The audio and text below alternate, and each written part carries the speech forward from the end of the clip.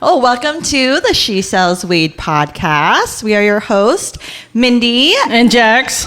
We have a lovely guest on today. First, I do want to thank our sponsors, the Pocket Dispensary and the Delta Boys. You can find some really good fire, good quality weed, and really amazing bud tenders at these stores. So go and visit.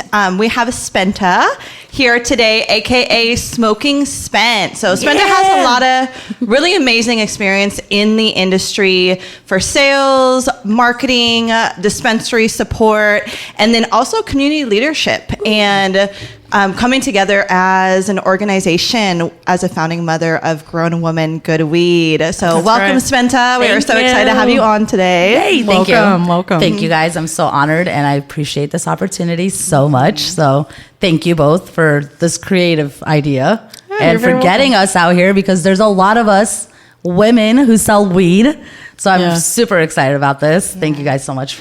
Yeah, I think that's it. Is that we all just sell weed, really? I mean, in some capacity, you know what I mean? It's like that's all we do, sell weed. You know, weed, so we sell weed, we smoke weed. Hey, that's what we do. That part right there. Yeah, we're the female incarnation of the female cannabis plant. Just there we go. Around, yeah, the plant is us. Female. Yeah, it's true.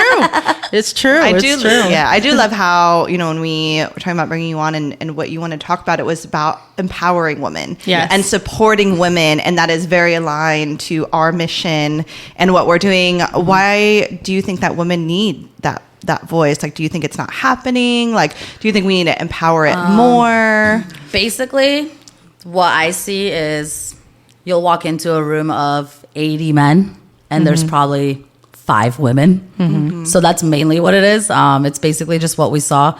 Even as Grown Women Good Weed, I think the whole group kind of started because we noticed all the men in the industry. Mm-hmm. And the men getting together to go play bowling or do this or do that. And it's just like golfing. Yeah, golfing. Oh my gosh. Golfing actually was a big thing for a second. Dude, I have to literally, I was telling my girl, I'm like, we got to go start golfing so that I can and get in on these conversations. Yeah. Even the cannabis brands are getting into that. Like you see them doing it. But I just noticed they always had like plans for doing stuff. And shout out to Katie and Anissa. They're the ones that started Grown Women Good Weed. The first one was 2021. Yeah. We just had her birthday, so that's really exciting. Congratulations. But it all started literally. Thanks. And it all just started in Katie's backyard. And it was same thing. They noticed that hey, we need a community for women. We don't really have anywhere to get together and not just smoke, but really network and just be within the group of like-minded people who love the plant like you do. Yeah. Yes. And of course we like pink. It's a lot of the times. Energy. Yeah. And it's just we used to go to sessions and go to different events and no shade on the people that throw the events, but you always know when it's a guy throwing an event versus a girl. Cause there's no tablecloths. There's no detail. There's no detail. Yeah. And there's a community for everybody, right? Right. You need that. I'm not going to be into some of the things other people are into, but I love crystals. I love, different, I love tarot readings. I love those types of things. I mean, not everyone likes pink, right? Yeah, so I totally get that. And I think that's kind of where we were okay, we don't really have this. Why not be the group that provides a safe space for the women that want to be in this setting. That's the key. I think that's what I've always, if you want something and it's not there, you have to create it yourself. Yeah, for sure. Yeah, and I think that's the one thing. I think when you look at women history as a whole, I think we're only 100 years out from women actually being able to be in industry fully represented, right? Yep. Which is some people say that's one lifetime ago, right? Oh, yeah. So we're really we are pioneers in women in industry, and it is up to us ladies to start building those things instead of looking to other people to build them for us. Correct. We have to say, okay, we need to provide this. We're going to be those ladies. And it is courageous to do it because it is scary. It's scary for Mindy and I to put ourselves out here. Everybody's going to see us. Everybody's going to hear us. Everybody's going to know us. Oh, yeah. But at the same time, it's then there's this other side of it that's so much better than the fear. Everybody's going to hear you. Everybody's going to see you. And everybody's going to represent light. Yeah. Exactly. And so you can't be afraid of that fear. You have to just put yourself out there. So if you're a lady out there looking to want to start an organization or build leadership within women, don't be afraid to to just jump out there, literally, regardless of your experience. Because some of those ladies that you guys work with, like they're like, how old is Anissa? She's got to be in her 20s, right? She's kind of younger. Yeah, I'm pretty sure. You know, I'm so bad with like age with everyone, but she's definitely in her 20s, right? Yeah, or something. Yeah, so she's young, so she's not got years of experience like I do, and she's getting out there, starting things like that. And that is what's cool about this industry is that there's so much open space. Like you just got to go build. Yeah, and it's super cool because like each one of us come with such different backgrounds, and I think that's what really makes the group work a lot. We have such different skill sets and different networks and different points of view. Yeah, there's literally times where we're on a chat just going back and forth on, do we do this background? Do we do this? Do we set up this table this way? And it's like, sometimes people don't even understand that it's not just a table of food. It's like a part of the presentation. It's a part of the event. It's a part of something that you're providing for these guests to experience. So there's a lot of back and forth of like, do we get pretzels? Do we not? And it like sounds like it's such a small thing in the moment, but then you see the content, you see the people interacting, you see the experiences and the memories they're all making together. Yeah. And that's when you're like, okay, about your we're event working together. too, that it is like, I noticed like it's decorated really nicely. There's a lot of things going on, and it's the experience because all of that care and all that detail is providing an experience for the people that come. And then you can remember that and literally, like have a really good time and not even have to think about it. Oh, there's so many activities. There's so much stuff to do. This is great. What is your favorite part about putting the events together and oh my gosh, bringing people together? I love it all. There's so many little aspects to it, but from just even like buying the decor to getting the brands involved, like just seeing that we've built something so credible and like so community oriented that we don't really have to reach out as much like we did before for brands to get involved. They're almost like, hey, when's your next event? Yeah. When's the next thing happening? Like we want to get involved. And that is really cool. We were just talking about it the other day. We had 7 different activations this year alone. And it just flew over our head. We didn't even realize it till we like brought it up. And we're like, wow, including our holiday hotbox coming up and Hash Hole. That's 7 events where we've not just participated, but we've made history. Yeah.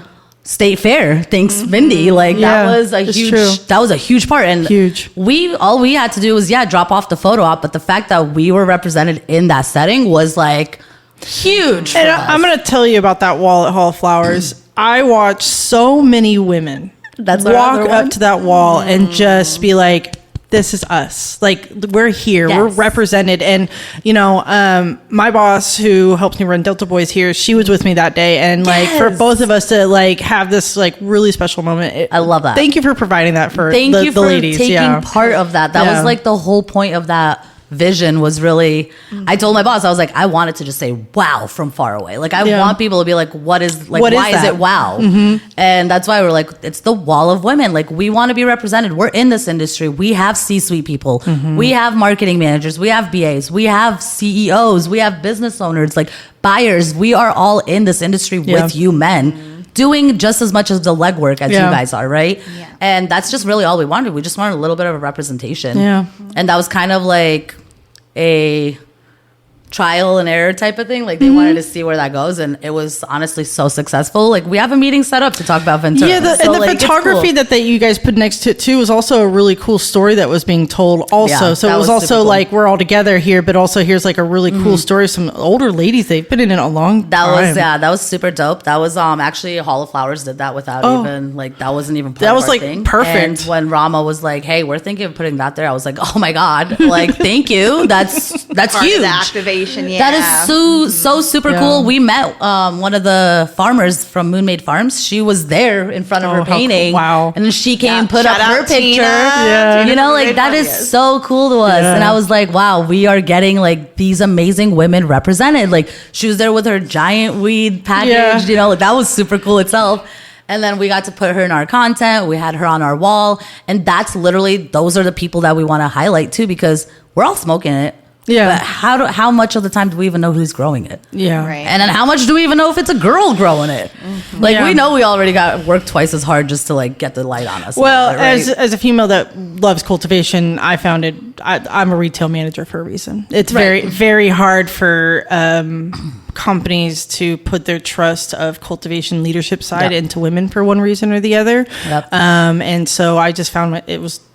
There's nowhere to go, and so when I do meet those ladies that do still Super grow, exciting. like, oh my god, I'm like, you've done something here for sure, right? So. I stand there like a sponge. Yeah, me too. I'm just like give me info, like let me know all of your story, like what did you do to get here? How did you get here? And we are so spread out that it's nice to have that place to come together because there are a lot less women. You know, it's not like we're trying to take over. It's like we're trying to create representation so that we can be more even and there's more of a balance to different things. And you know, I used to go and try to get investment and money and stuff, and nobody was giving us money. And there's like 3% of women that get funding or venture capital funding, and it's just because that like recognition, you know, like you're different, like right, like women are different. We think differently than men do in business. Like I definitely have my business different than like Amanda's, but that's my gift. Like that's what makes it special because I can't do it any other way the way that I do it. So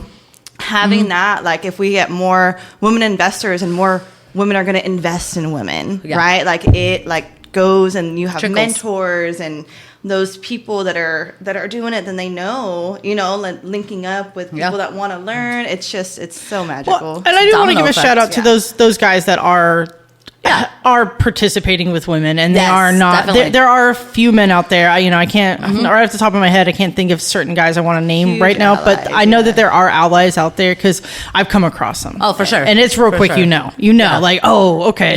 He's like you said. We're just people here. We're not men or women. We're just people working in business, and I love that because that's what I want. It's like it's like you said. It's not about taking over. It's just about being represented, and not in a way of like how I feel like a lot of women have been represented in the industry, where it's about sex sells. Yes, you know, thank you. I know we sell. We know, okay, but we want to be a little bit more than that. Yeah, exactly. We also want to do our own thing. So, no, I agree with that. So, what happened to all those photographs that everybody put on the wall? What happened to that? We're actually going to turn it into a moving installation. Cool. So, with us having our events, we want to highlight people who not only come to our events, but even have been to an event or have just been highlighted on the wall in general. So it's really cool because we didn't really have the manpower to do the same exact activation for Hashel. It's literally the day before our event. Yeah. So we were like, okay, we need to like represent the women there, of course. So we actually came out with another art installation, which this will be the debut for it. But we thought about the fact that it was voting year, and we were like, you know what? It has nothing to do with voting, but we kind of took this like aspect of it, and we're building a booth. Shout out to my boyfriend for working for free. But hey, that's an ally. That's an ally, right? Ally right there. But he's actually building us this podium type of booth where it's like these pink curtains, and basically it's like this little 5x5 booth that you can walk into, and it'll have a desk in there with a diary, and the diary is actually going to be named the Burn Book. Oh, but what we're really doing is obviously like we don't want to be mean girls, but we want to rebrand it, and we want all the women to come and share their stories in that journal of how burning the plant has either helped them positively or how they've used that to cope with different things that they've gone through to life or whatever it is. But basically it's going to be this other moving installation. So I think we're kind of getting into that aspect I like too. to play on words too. Like this, but like we burn it right. together. Yeah. Yeah. And so like, I know like this is where it goes back to working in a group is very efficient. When we like proposed that idea first, me and Dee were like all for it. And Anissa was like, I don't know, burn book, like that's a little iffy, like that's like negative. And we're like, yeah, but that's why we want to like take it and we want to spin that around and like let's bring it into our industry as like the burn book. Like why do you burn your plant, right? Why are you burning every day? Is it medicinal? Is it recreational? Is it you're going through something, or is it just because you had a great day, you're celebrating? Like, we just want to know. We want to know your stories. We want to know any hardships you've gone through because of the plant, or because maybe you got arrested for burning at the park or something, right?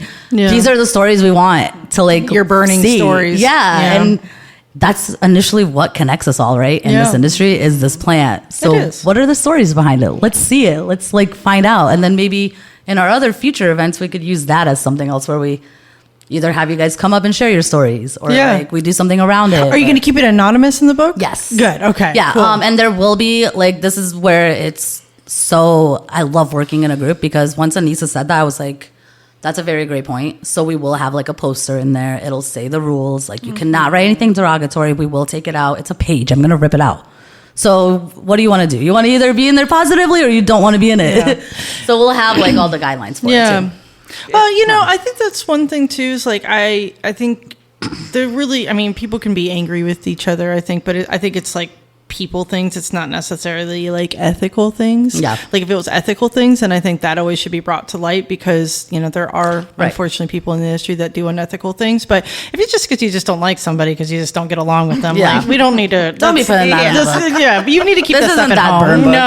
No. We'll order you one. But I don't know. Maybe somebody drops a dime on somebody. It's like, well, just so you know, these people suck, and this is my sucky experience with them. Like how do you keep your community safe? You know, in like right ways, right? Yeah. Like, unfortunately, as a woman, we got to be careful in that way. Yeah, I think it's some deep shit though, because it's like, I think that wellness has always been integrated into our industry as well, or just the plant in general. And like, I like to do like reflective stuff. Like I like to journal. Like I like to, think about stuff, and then that's a way to like get people to engage in that way and like promote wellness to yourself and like bringing people together. Yeah, I agree. What strain are you smoking right now? That Badu by Mad Cow. Here we go.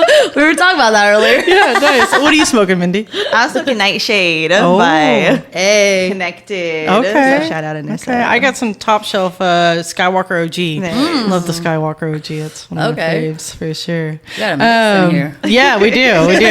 Well, we found it difficult passing joints around, so it's everybody just needs to have their own joint. But you'll know when I get high, because I'm gonna start passing it. That's my first move as a high just take person. it away from me. I'm like, here you go. And like every time I do that, when we're smoking our own, the person that's sitting there literally just looks back at me and goes, and I'm like, well, you don't want to? I don't know. Right. Well, let's switch topics really quick and dive into you a little bit. So where did you grow up? Where are you from? So I'm originally from Connecticut. Okay. That's my American story, right? I'm from Connecticut. I lived there for 14 years. What's the real story? We don't want the American story. That's my life in America. No, but I'm from Afghanistan. Very cool. I was born in 93, so I was literally born in the first wave of the Taliban taking over. Yeah, that's what I was going to say, Yeah, so we actually left when I was 6 months old. Like as refugees? Yes. Wow. My dad was a really big Democrats and women's rights activists, and he had a reputation because he had worked with the president previously, so he was a presidential advisor. And our president or their president? Afghanistan. Okay. And what happened was he had built a community around him, and people really saw him as this respectable professor who also like was the principal of one of like the teacher training colleges out there. Oh, so he had connects. Yeah. He was the guy that was like everyone that graduated college, they would talk about him, right? Yeah, they'd want to get rid of him. For sure. And so he started holding out seminars against the Taliban, talking about women's rights and like human rights and how we should all have basic human rights. Whoa! That's badass. Wow! Super badass. I love like telling his story every time. That's very cool. But the part that sucked was one of his students was actually his family member was in the Taliban. Heard them over talking about my dad and how they need to like target him and like they need to like get rid of him. And he actually ended up running to my dad's office, came and told my dad that day and was like, you guys need to get out. Like they're going to come after you, this and that. And so, and the reason why I know this story so in detail is because my dad actually wrote the book in Farsi. And I was in 10th grade when he had me like translate it. So I've kind of like gotten the story in detail.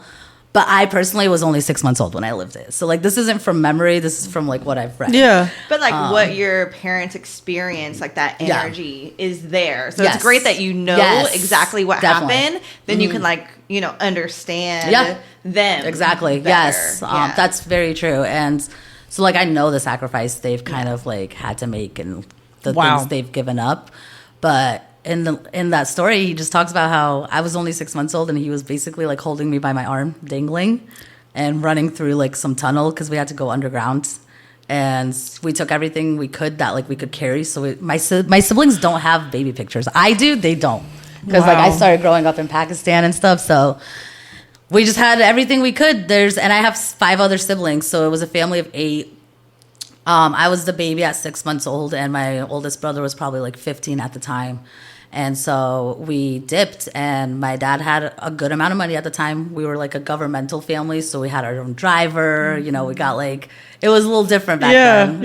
It's cool because like we lived a good life that I don't even know about. But it's like, oh yeah, we lived life. Yeah, that's cool. Yeah, exactly. I mean, at least you got some good memories. Right, you know what like, I mean? I'm sure you have memories as like a kid. Oh, okay, okay. Because I was only 6 months old, right? So like, I don't know anything. But my siblings were like, like they had to keep clean and cook and stuff, but like we had our driver and like we had our little groceries getting delivered. And this is Afghanistan. This isn't America. So it's like, for me to hear that, I'm like, oh, okay. Like my mom was showing me pictures of her wearing mini skirts and stuff back in the day. I'm like, okay. But like these are all pictures she doesn't have anymore, right? Like it's whatever my aunts have in Germany. So but that's like so cool that your dad stood up though, and like that's why you know, like he's probably blessed and gifted. Oh, for sure. In that way, that's like really beautiful to like have as a mentor. I feel in your bad. Life. Yeah. I feel really bad for all the ladies that unfortunately are going through what they're going through today. My God, and like that's why I'm so grateful for my life. Yeah. I mean, I'm sitting here smoking weed on a podcast right now. You know, like I can't even touch weed, and it grows around me in that country.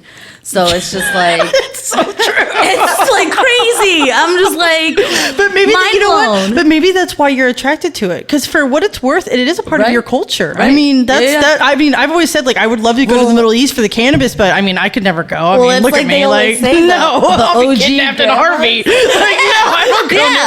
But it's it is the Afghani Kush. You know, like that's a. Well, and it's funny because with our culture, like the elderly are so like wise and respected that. That's what all the grandmas are smoking in the hookah. You know, and like at that point, they live life so no one like I hear cares they like about make kids like run through the fields and get it on their fingers and like gather it up to make hash and stuff like that. My sisters were talking about it the other day. They didn't even know that they used to like bite cannabis seeds because we're a big seed. Like the thing about Afghans, we love our meat, our nuts. Like we love nuts. If you come to an Afghan person's house, first of all, they're not even going to ask you. They're just going to put tea on the table for you. Oh, we don't ask. It's like rude. It's like you don't do that. And if you come over and there's no nuts on my table, I'm a bad host. Really? Yeah. Oh yeah.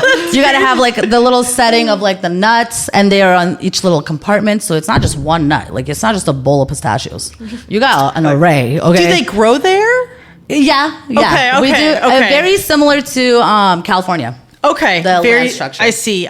Very farmy, very we had our own little farm. We had our own like goats and stuff. So very agriculture. It's a very agricultural and we have mountains, so it's like we got all the different like terrains to grow microclimates and things like that. Yeah, literally, very cool. Yeah, so it must just be in your DNA. It's in your blood to work with cannabis. Yeah, no, I mean really though. Like we've talked about this many times. Like it's in us, and it you come from a place where. That's where it grows. Yeah. I mean, Well, it's like you guys said before, like it's our bodies react to it, right? We have our whole endocannabinoid system, the receptors and everything. So, but okay, so then so you like you said, so what age did you get into the U.S.? Because you're 6 months old. So we lived in Russia for like 5 or 6 years. I was like 6.5 when we moved to the U.S. We came here in 2000. Do you speak Russian? A little bit. Okay. Like it's crazy because within 5 months I learned English. But like my Russian just slipped out of my mind. Like I know like 5 words, and I used to be fluent. Like, well, you'd have to be, right? Right. I was fluent. Like I was watching all my shows in Russian, like Tom and Jerry. I didn't know the English version. I knew the Russian version. And then we we came out here and I'm like, oh my God, there was Tom and Jerry, but there's no Nutella. Like, I was like, where the heck's my Nutella, bro? Like, it was a culture shock. I bet. Yeah. Oh, yeah. Russia's very different than here. Yeah. So, it's also I know like freezing. and I know cocktaila, and that's literally just hi, how are you? That's something, more than I know. I'm like, my mom always says if I ever go back, I'll probably pick it up pretty quick. Oh yeah, but your brain like muscle memory or something. Yeah, but I learned Spanish now, so I'm like, I don't know if my like brain has that capacity anymore. Do you speak? I guess it's Arabic. Farsi. Yeah. Okay. Do you speak? Well, it's technically Dari. Okay.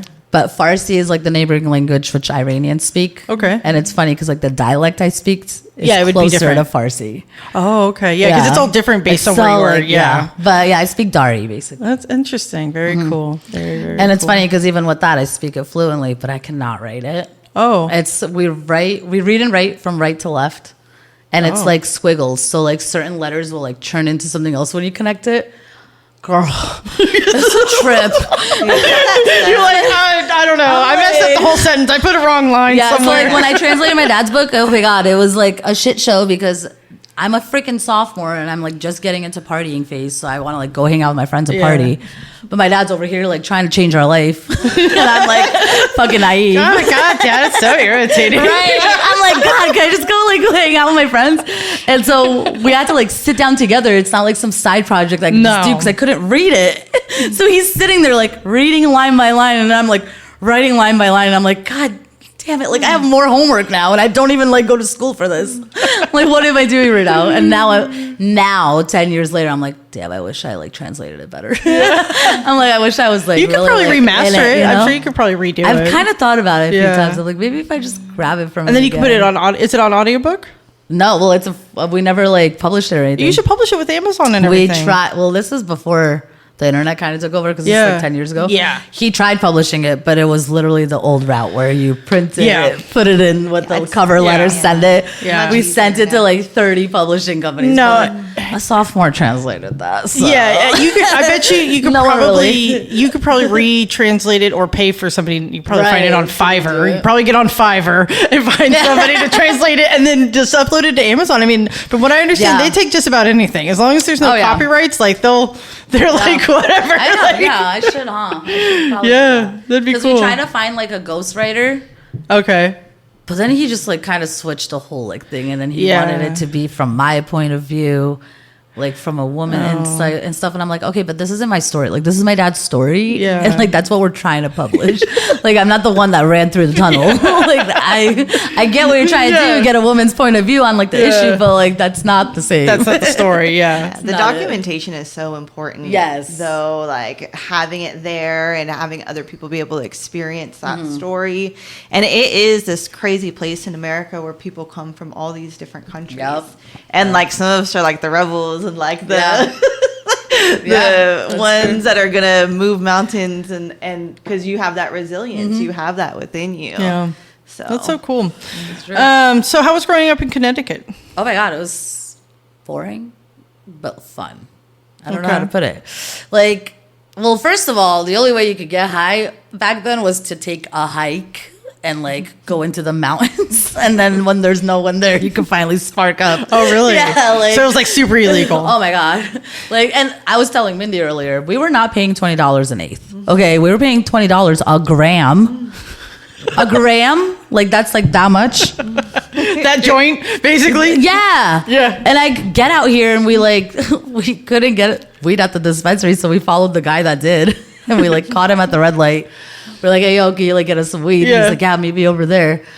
He literally gave us an eighth for $20, and me and my brother sped out so quick because we're like, oh my God, he fucked up. Like, he doesn't know his math. We're like, fuck yeah. And then we hit him up again a week later to get some more, and like he does it again, and we're like, all right, like cool. And then the third time we're like, bro, this is the price. This is the freaking price out here. We're over here paying. What took us so long to move to Cali? Like, we've been paying $20 a gram for so long. No, I could have like saved so much money. Dude, well, mind you're paying that out there, right? So then we're over here in California growing up, and we're the ones sending it over there, building hopes and dreams that will unfortunately get dissolved, sadly. But the money that we were all making over here was insane. Yeah, insane. I mean, you had a couple plants in your backyard, and you were like golden. Yeah, so it was a crappy time for you guys. But it was a golden era for cannabis. Yeah, they talk about the green rush. I'm like, the green rush is over. Like, that happened. That was it. Yeah, like when you could get $4,000 a pound for sun grown and didn't even have to be like the best of the best. Like nowadays, it's like if sun grown's not just top tier, nobody's even looking at it. Yeah. No, they're like, that should go into this. And that's like what I was definitely paying $20. Probably rosin. Or rosin. Yeah, it's going to be made into something. It's not even going to go into a jar. But yeah, it's crazy. So how did you get to California? The weather. We lived in Connecticut. A storm just blew you in? Honestly, like Mary Poppins. The last storm was pretty strong. I went outside to like find my car, and all I saw was like the tip of my windshield wipers sticking out. Like it was a Toyota Corolla. The whole car was just under snow. Oh my God. Yeah, we're like, why are we still here? Like, what are we doing here? We don't have to be here. Yeah. Yeah. And like, we ended up in Connecticut because my dad, we got to America because of that whole Taliban thing. Yeah. They had some national like peace treaty meeting or something. And they had like about 8 people from all over the world that they basically invited to the US. My dad was one of them. Mm-hmm. And so he came in 96. Took us about 4 years to get the whole family here in 2000. But that's why we ended up in Connecticut. Like, he ended up at some conference in New York, met this other Afghan guy that was already here. He became his mentor. He owned a Subway. That's how we got into like owning a Subway eventually. Yeah. And that's just it. Our life just started to build in Connecticut. So my brain for a minute, I was like, owning a Subway. I'm like a transit. The restaurant. Sorry. And that was back. Like, where do you own a Subway at? Like, what city? How do you own it? I'm like, is that like a Tesla thing? Like, yeah. Like, I'm like, why are you working for Hall of Flowers? Like, if you own a Subway, like, you're like, wait. Hey, no, the Subway. Hey, that's a legit pathway. I think more people should take that opportunity, especially folks that want to be entrepreneurs that don't want to have an idea. There's nothing wrong with that franchise. It was great for a family of 4. Yeah, yeah, but not a family of 8. Did you turn into a family of 8? We were always a family of 8. Like, I had 5 siblings, right? I'm the baby of 6 kids. There's 3 girls, 3 boys. Wow. And like, it's a great business for like a small family who doesn't have that much of an expense. Yeah. Or if you start expanding and you have multiple Subways, which basically Afghans started to be known as Subway owners in Connecticut because that's what happened, right? Like, every Subway, it was an Afghan owner. Yeah, it's like the kids turned 18. He was like, here's your own Subway. Literally. So that's how we got there. That's like the wedding gift, the new dowry is the Subway. Like, yeah, you can marry her if you give me another Subway. Hey, that's so smart though. Like, that's setting you. That's like, well, I recently saw a documentary about how a lot of Patels are motel owners. Oh, okay. Same exact concept. Yeah, when they first came out, they did that, and then they kept setting up all their nephews, their sons, everyone, and now 80% of the motel owners literally are Patels, and they literally are all related. Yeah, it's not just like a common name; they're the Patel family. Oh my God, that's and I was smart. Like, bro, we tried to do that with Subway. Like, so what happened to the Subway franchise? Are you guys still have it? No. Okay, so really, really sad story with that one. I don't know. Like, life is crazy, right? Yeah. The Sandy Hook shooting. Yeah. 10 miles away from our Subway. No. Yeah. So it's just like, wow. And that was the last of it. But before that, they opened up another Subway like a few miles down. So we already started losing customers. And then that whole thing happened. And nobody. No. And my dad was devastated because about 3 or 4 of those kids used to go on weekends after their soccer tournament. So it was just like a whole thing. That is really sad. So my dad was like, I'm good with this whole business at this point. We're like, and we were looking to come out of Cali and we were just like, It's time. Yeah. So this is the call. Yeah. So when did you get to? How old were you when you got to California? Oh my God, I was 21. Oh, yeah. It was like it was bittersweet. You know, it was bittersweet. I left my whole life in Connecticut. It's like I left all my friends. I left everyone. Yeah. And then we came to Cali, and I'm like, oh great, I'm 21. Like I have no one to go to bars with. Like I have like you'll find people real fast in California to go to bars with. What the fuck do I do? Like woo, like I could smoke weed outside, but like. Guess I'm going with my dog. He's like, I don't have friends yet. Like, so it was bittersweet, but then I like got into brand ambassador work, and that was in the alcohol industry. Okay. And I was like, I fucking love Cali. Yeah, I bet. This is pretty fucking cool. Yeah. Yeah, because those brand ambassador jobs for alcohol, you guys get to go to some really cool places. It was so fun. Yeah, I knew somebody who did that, and they got paid very well. Yep. And they got to do all sorts of really fun things. And that's like what changed my whole like path in Cali, because once I found that job, and we were called models back then, promo models. Yes. Because it was alcohol. Yeah. What was the big company that used to do that? Did you work, was it? Diageo. Okay. Yeah, and they have all the good brands. Yeah. Like Johnny Walker, they have Don Julio. They got the like high-end ones too. So I was like, okay. Nice. And then once you meet one person from one, you find everybody at the agencies. They're like, oh, we're looking for a girl. We're looking. So I was like, cool. I quit all my look. I didn't have any full times actually. So I was like, cool. We're not starting full times. We're just gonna be part time with everyone. Yeah. And then I built my own schedule. Cool. So I was like, oh, nice. Like, and like you said, they paid well. So there's probably some really cool parties too. Oh my God, cool parties, events. We did this one gala in SF, and like. They literally had hired people that they painted gold to stand as like the statues. Oh my God. And then we ourselves had like these like big poofy skirts as part of like with our corset with like our little fit. Yeah. And it was just cool. Like they had people on stilts and stuff like that. Wow. And I was just there like, do you want a shot? Yeah. Do you want a shot? You want a shot? I'll take one with you. But I gotta hide it. I'm not supposed to, but I will. That's fun. See, that's really fun. So it was pretty fun. That's cool, yeah. It was cool because like we got our little fits with it. Yeah. But the only like downside was like dealing with drunk people once they got drunk. Oh, for sure. Especially in those little outfits. Like, yes. Yeah, like weed parties like that, but weed parties. Yeah, yes, we do. Exactly. It was really refreshing coming into weed after that because I was like, oh. Yeah. When did you make the transition? 2019 with PAX. Oh, so it was funny because I came into weed, but I wasn't like with a weed brand. Yeah. Because they were still technology at the time. They weren't plant touching. So that was cool too, because even with PAX, I did concerts with them. Yeah, I saw Tyler the Creator, I saw Lizzo, I saw like a few like they do a lot of fun things. Yeah, and like they were really cool because we had the engraver. Yeah, so that was our whole spiel, and then I would like get to meet the artists because I'd give them their packs and we'd be the sponsor and like all that stuff. So I was like, this is SF, like I love life. Yeah. And then that's when I was like, wait. Weed is fun. Like I always consumed it, right? And like my homegirl worked at Connected at the time, so she would always get me my weed because they'd get like whatever holiday bonuses and stuff, right? So I always had my little weed connect, but then I was like, wait, why don't I like get into it and like really do it? Yeah. Started with PAX, then I got my sales position right after college with, I think they were called like Phoenix Logistics at the time or something. They're Greenworks now. Okay.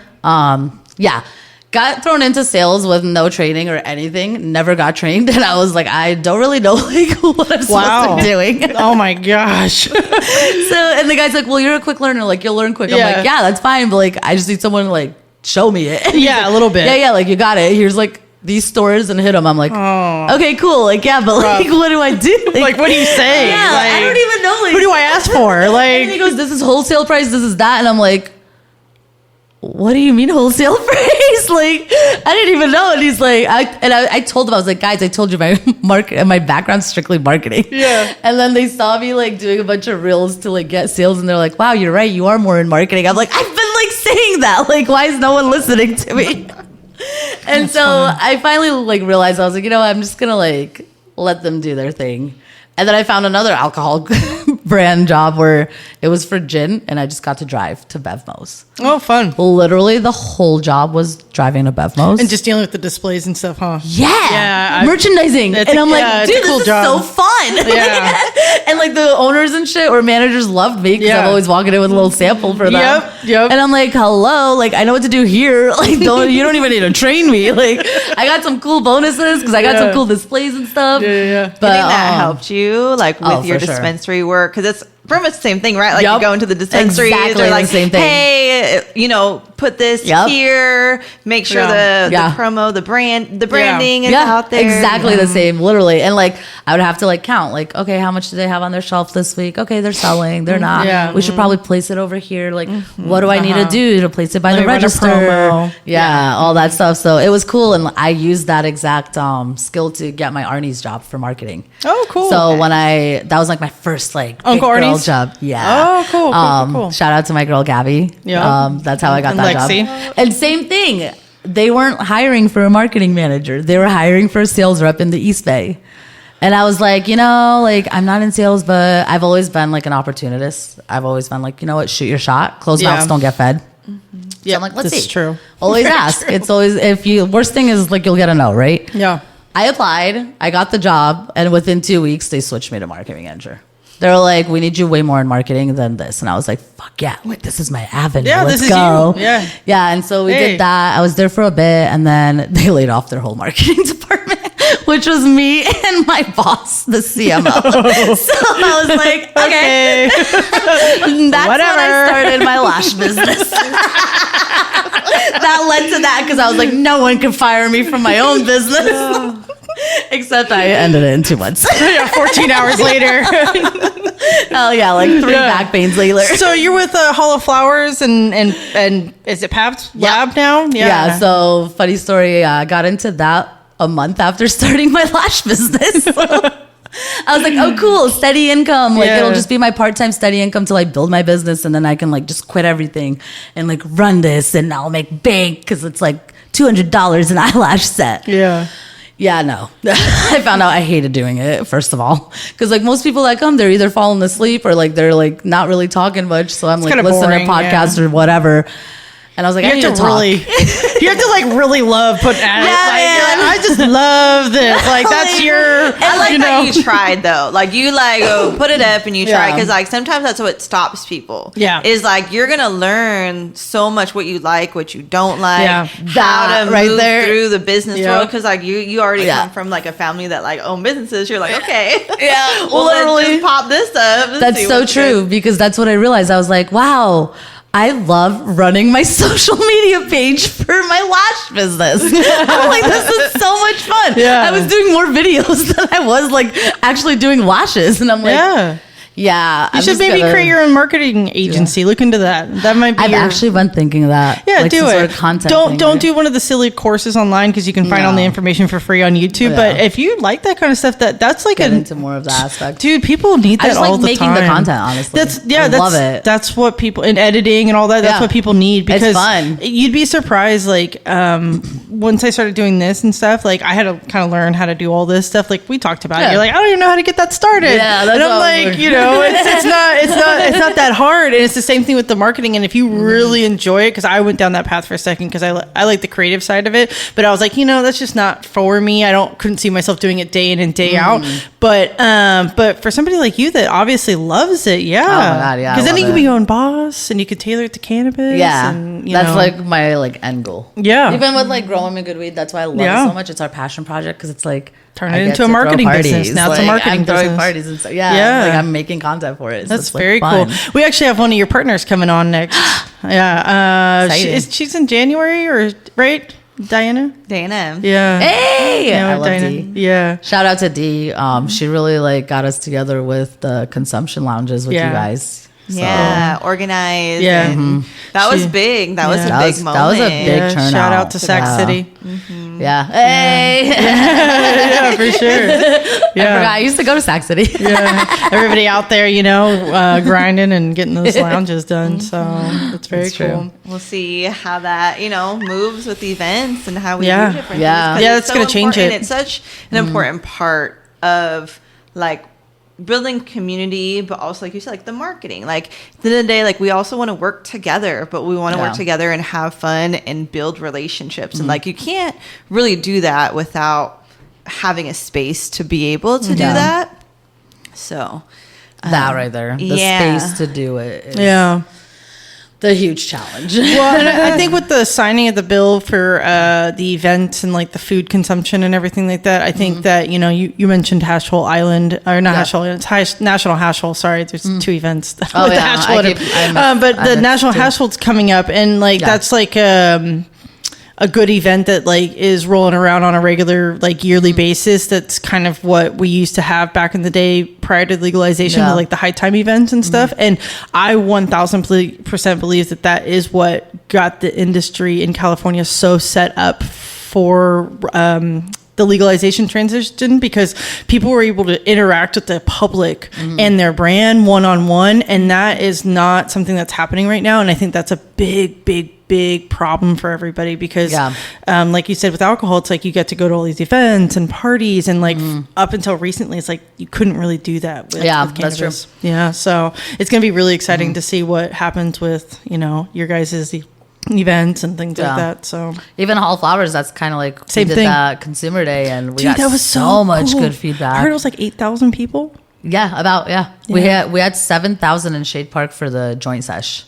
That's dope. So I was there. We hit the record. So I was laying on one of the beanbags. We broke the record. Let's go. So that's what I'm saying. It's like really cool, because we took a lot of like different things to make history this year. And you know, in the last week or whatever, you know, my account manager, she hit me up and gave us like access to give free tickets to friends and family and stuff. So I brought like literally my mom and like friends of mine, and like my coworker got to bring her wife, and like we got to bring like these people that are close to us that you know don't always get to see what we do, right? They hear about it and they see the retail side of like that facing, but to be everybody just together as a community, all the brands and public and everybody, it was such a good feeling, especially people not in the industry, right? Like they're always going to the shops, they were buying the weed. Every or customer whatever that I had that did buy tickets that came back in, they were like, that was the most coolest fucking event we've ever been to. Like, let us know again. Like, oh, are they gonna do that again? Are you guys gonna do it for Ventura or just up here? Just Santa Rosa. Oh, okay. Yeah. So Ventura is gonna go back to B2B strictly, and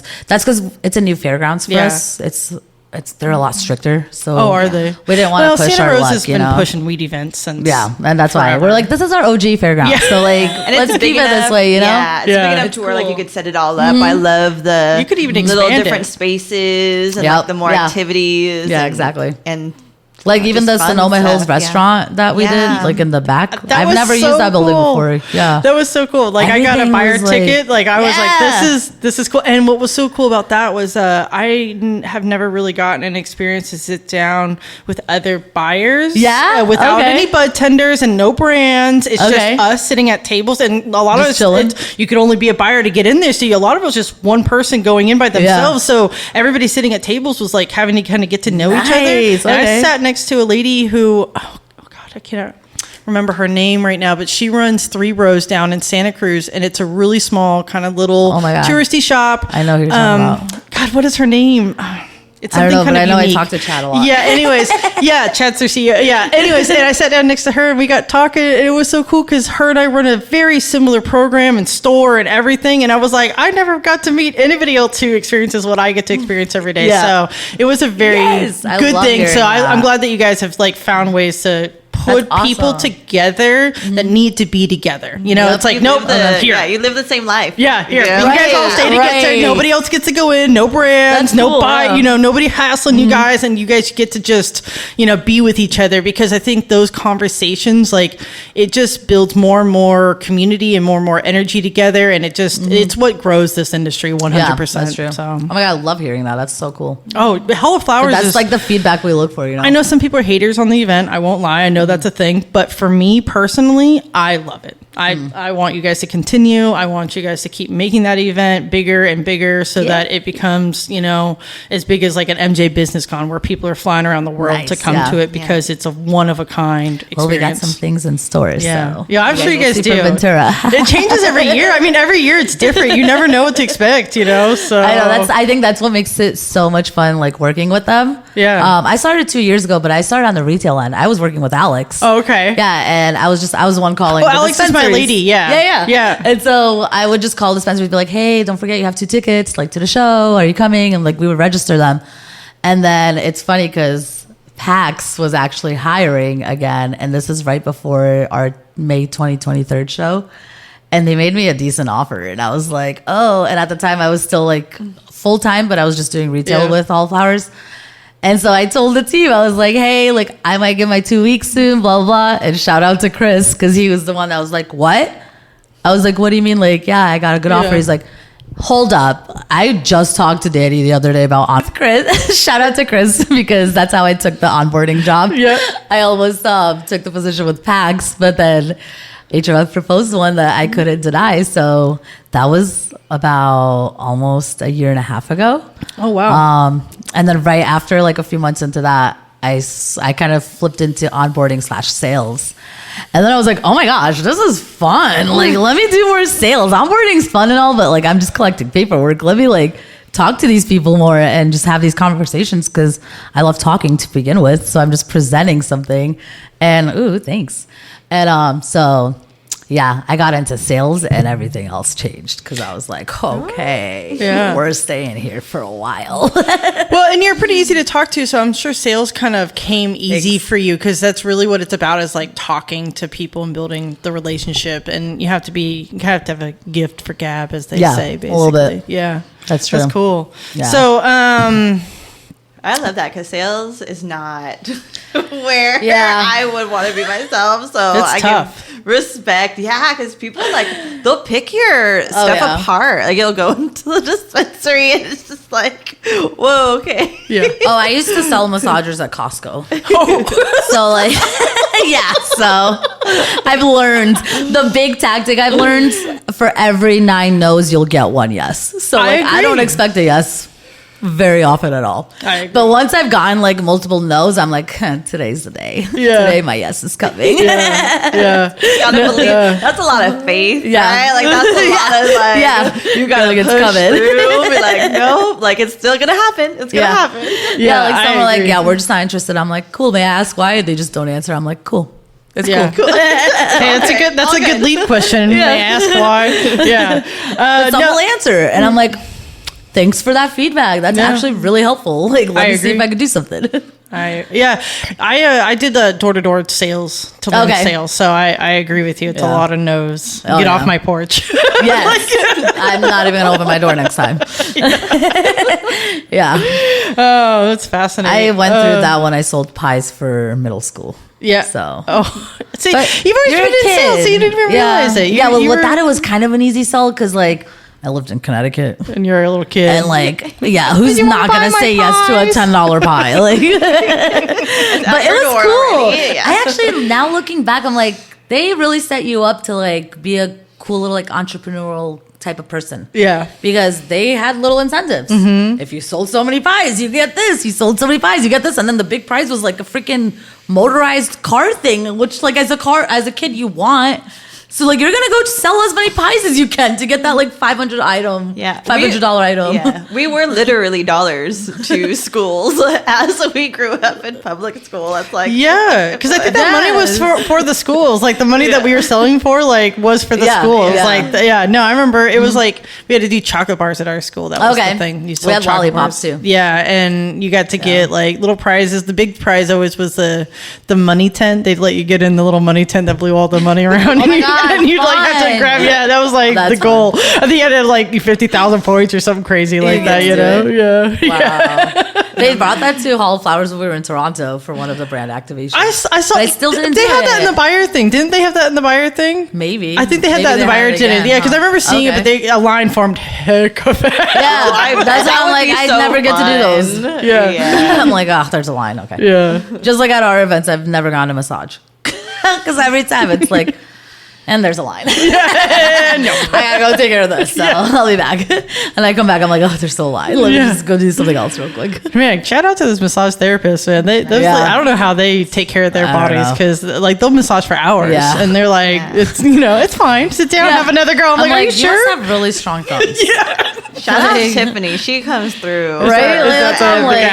Yeah. That's awesome. Yeah, because I got weak wrists. That's definitely not my profession. I'm good. No, not at all. So, well, is there anything you would like to share extra that people need to know about you or the industry that you wanna put a message out there for the world to know? I'm just really excited to have that all-inclusive resort one day where we could just get there and there's gonna be weed right next to your bed and you can pick an edible. It's like on a cruise ship. Instead of you can get a drink package, you get the weed package, or you get the 420 boozy package. Let's go. That's what I want. That's what I'm waiting for. I think we should all collectively work really hard to get that. All right. Well, I ask everybody if they have like something that like a code they live by or a statement for the world to live by. What would yours be? Oh my God. I actually said it earlier. Closed mouths don't get fed. Yeah, I've always lived by that. And it's gotten me far. Mm-hmm. I agree. It's gotten me in some holes, like sometimes, but it's like I said, for every 9 no's, you'll get that one. Yeah, yes, so. I agree. You gotta like tell people what you need. Also, yes, right? yeah, that's true.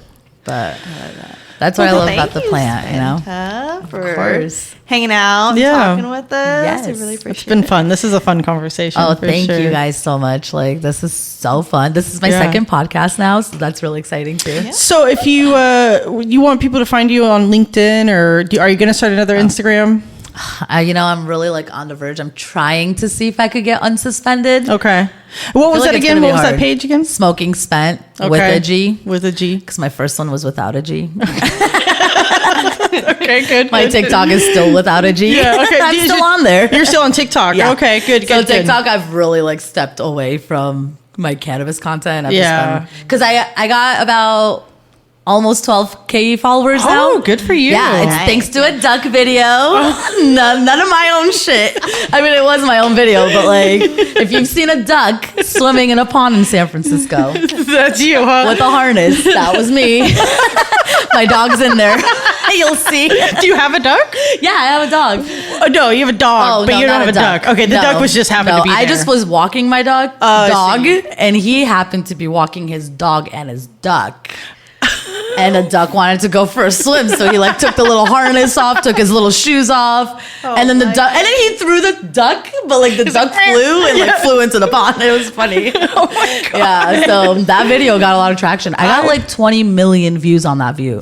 Did they pay you anything? No. Oh. No. But you can go live now, right? Well, so you can start, because of it. You can just go live now. I'm a TikTok influencer now.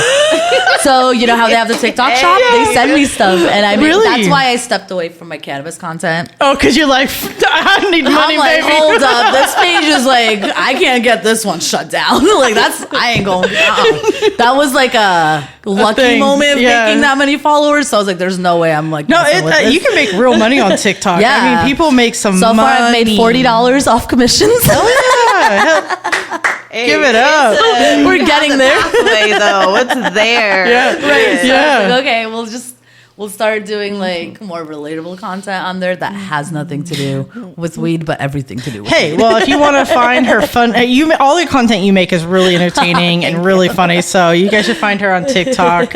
And like we said, it's a pleasure for you to have been here today. And thank you for telling your story. And of course, thank all of you for tuning in today. And we hope all of you have made it to the end of this video, because if you have, we really appreciate it. But you can find us on YouTube, Apple, Spotify. Make sure to subscribe.